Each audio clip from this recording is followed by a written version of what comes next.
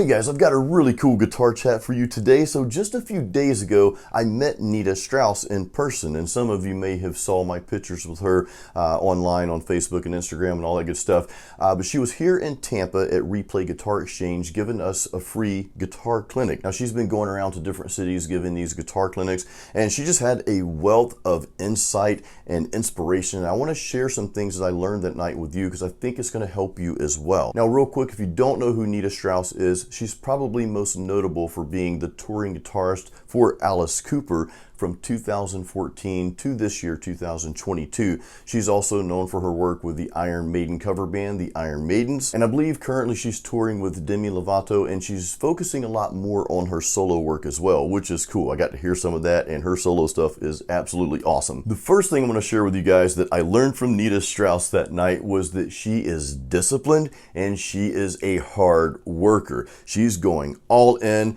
Obviously, to play with someone like Alice Cooper, you had to go all in at your craft. You had to get really good at what you do. You had to put in the time, put in the effort, no excuses. And she did that. Now, she shared some of what she attributes those qualities to going back to her childhood playing sports. She mentioned her Russian coach. She had this real tough Russian coach.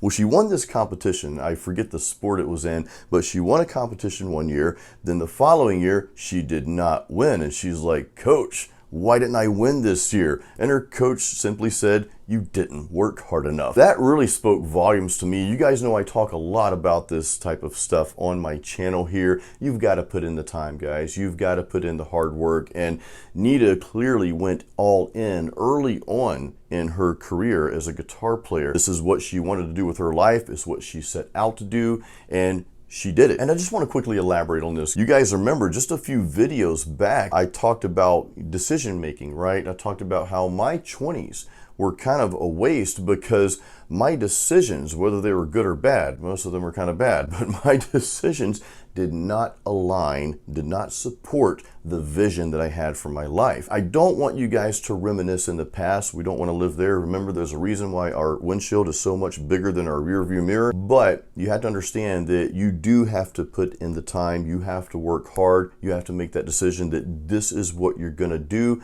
and you go all in. You go for it, right? And of course, make decisions that align and support that goal that you have. The second thing I learned from Nita Strauss, of course, there were questions that came up on how do you get better? So her answer was always the same, and it's what we don't want to hear, guys. Practice, practice. Wait a minute. Oh yeah, practice, practice, and practice.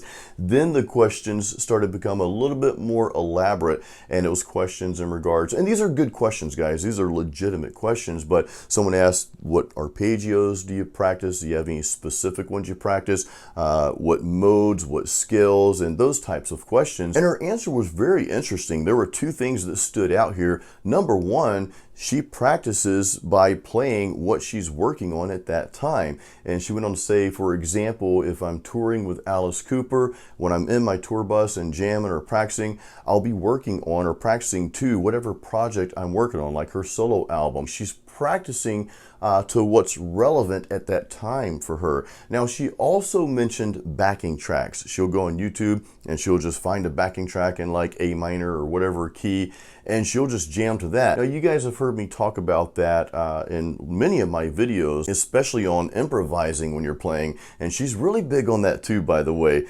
She's one of these guitarists that I believe you could put her in any situation with any band, any style, any key, and she would just flow right with it. She's got the ability to do that. But you guys have heard me talk about that when I started playing guitar back in 1989, eons ago. That's how I did a lot of my practicing. I would just turn on the radio, or we had these things called cassettes back then. I'd pop one of those in, and I would just make up my own solos to those songs. So that's a really good way to practice with jam tracks, or if you just want to make stuff up with whatever song you're jamming to. That's a really good way to get better and to learn your fretboard better. And I believe that helps you develop your own style because you're creating at that point. Now, the third thing I learned from Nita Strauss that night, and we've actually got to go to a little bit different environment. This is something that I'm going to start doing before I play live, by the way, so come with me. So the third thing that I got from Nita Strauss is a really cool stretching exercise, and it's specific to us guitar players, and she was sharing this on stage with all of us this at the clinic at Replay Guitar Exchange. So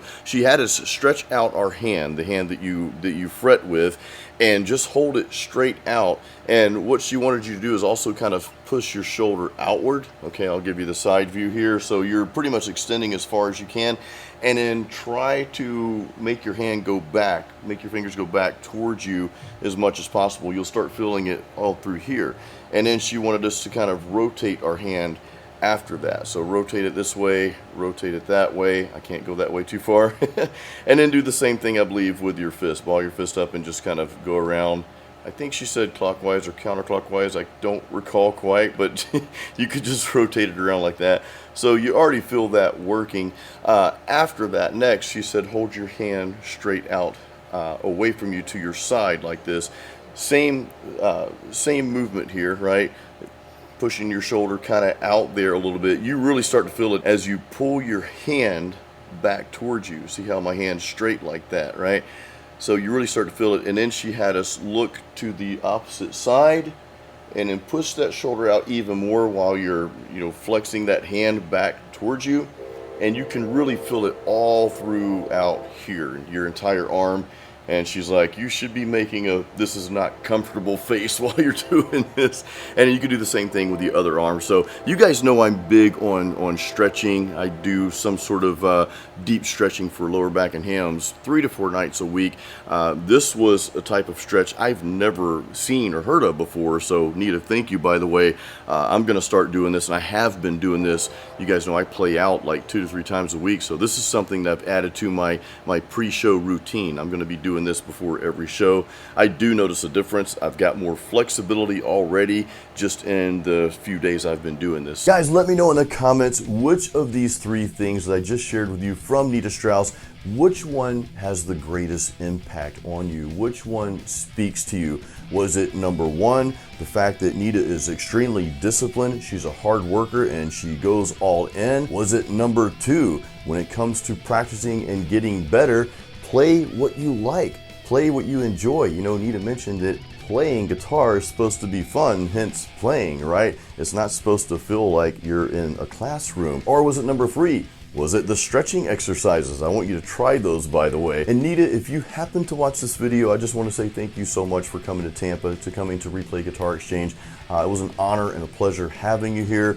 I learned so much from you that night, and of course I'm trying to pass some of that on to my viewers here, so we got a lot out of that. Thank you so much. Also, a big thank you to the folks at Replay Guitar Exchange. I do some of my filming there at the shop, and I love it there. I love everybody that works there. They're just a cool group of people. Actually, if you didn't catch the video that Cliff from Replay and I just put out about how to choose the best guitar for you, I'll put that up here so you guys can go check that out. Guys, please give this video a like, and make sure you subscribe to my channel, and I'll see you again on the next one. Until then, keep it metal.